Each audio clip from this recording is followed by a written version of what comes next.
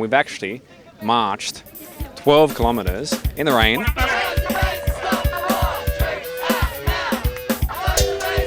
We're here at the gates of Shoalwater Bay military training area, where the biggest war games happening just on the other side. What they represent is an increase in militarisation in the area, in the contamination of the land, the disrespect of Indigenous land. Land is very, very important to the Aboriginal person. It's more than real estate. It's more than a place to live. It's where our dreaming comes from. And when that land is taken away, well, you know, look at some of our people who get around here, they're lost. They don't know who they are in their own country. And I want to prevent, you know, my family and my people from being that way. The group of us that came down to these gates are from around Australia and actually from across the world.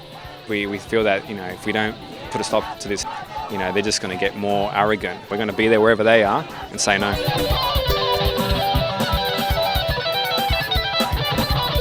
There's a lot of troops in America who are also realising that they can resist, but they're saying we're not going to follow orders. And if the movement continues to grow, the realisation that the public is behind them, like they're behind the troops in the sense that they don't want them to have to go there and follow orders and die for no reason or kill people for the interests of rich global leaders and businesses and oil. They continue to pour billions and billions of dollars and deploy soldiers over there. Soldiers against the war!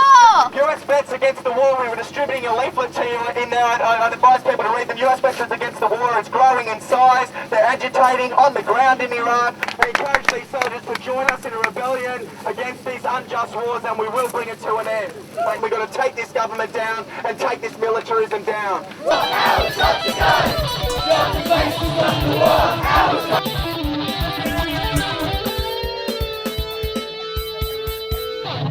The next day the sun came up and it was the time for the mass rally through the streets of Yeppoon.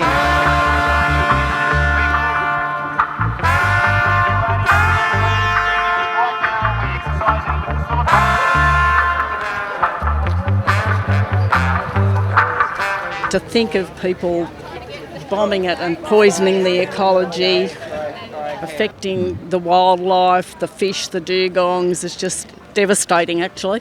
There are potentially millions of unexploded ordnance in the training grounds of the US around the world, and who knows how many are in Shoalwater Bay.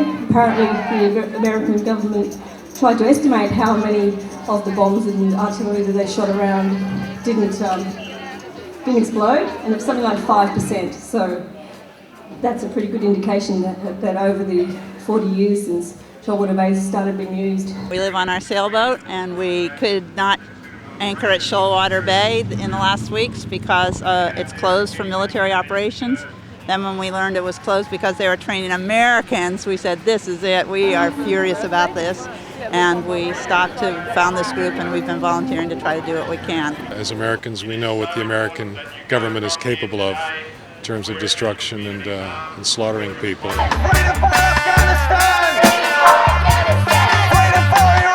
the United States, we say George Bush really has only two friends in the world, John Howard and his dog Barney. As a kind of an empire in decline, the one thing we have is military might at this point. Australians are great customers for all of our used military equipment. It's the taxpayers' money from Australia that are helping to support the repurchase of armaments that we've already paid for as American taxpayers. When the Cold War ended, America kind of lost its enemy.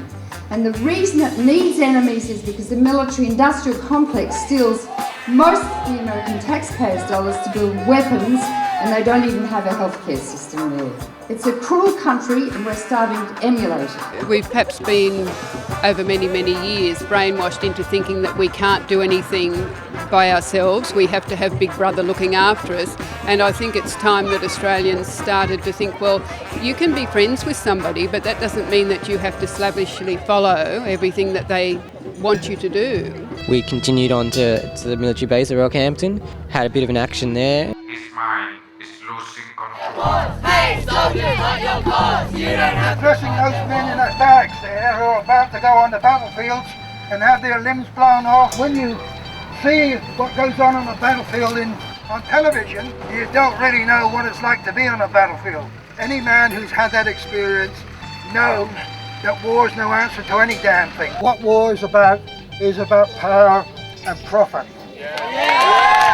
Raise the base to stop the war! Troops down now!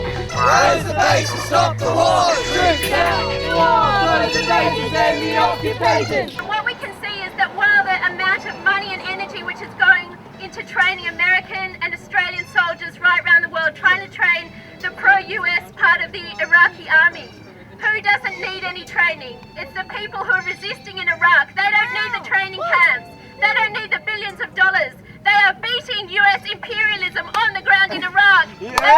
Every time they pick up a leaflet, every time one soldier shows sir, no sir to another soldier, that the word spreads around. And make no bones about it. Without a little action even out at the base yesterday, the few leaflets that went through the fence, there will not be a soldier inside that base that doesn't know that there were Australian peace protesters there, anti-war protesters there, that had connections with the Iraqi vets against the war. And we know that for every one of us who's made it up in the bus from Sydney, from Brisbane, who lives in Yeppoon, who lives in Rockhampton, there are thousands of other people who would like to be here, who would like to be blockading this base, who want to shut down Australia's support for this diabolical war.